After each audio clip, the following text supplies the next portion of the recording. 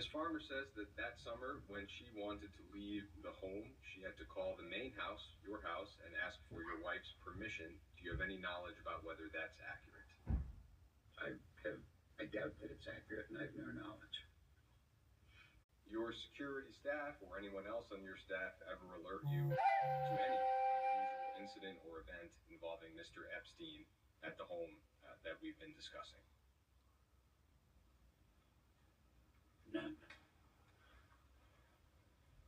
Are you aware of any other incidents related to sexual assault or misconduct where somebody on your property or Mr. Epstein's former property adjacent called the sheriff's office for help? Absolutely not.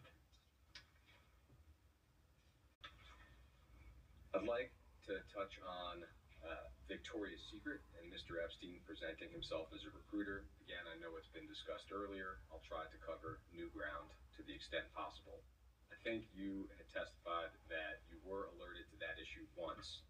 It's been publicly reported that in 1993, President Cynthia Phoebus Fields, who was an executive at Victoria's Secret at the time, was alerted that Epstein was holding himself out as a Victoria's Secret scout, and that you were alerted to the problem and, quote, said that you would stop it. Does that sound like the time frame in which you recall being told about the issue?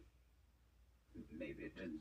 It could have been. I was trying to think when she worked in the business and when she left. But yeah, probably right. I don't know for sure. What do you specifically recall about when you were alerted to the issue?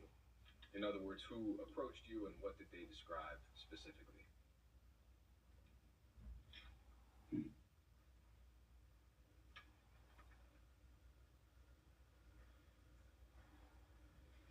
Something like Jeffrey's trying to pick up women, and he says he's a Victoria's Secret talent scout.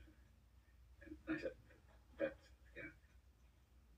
terrible, whatever, nonsense, or I'll put a stop to it.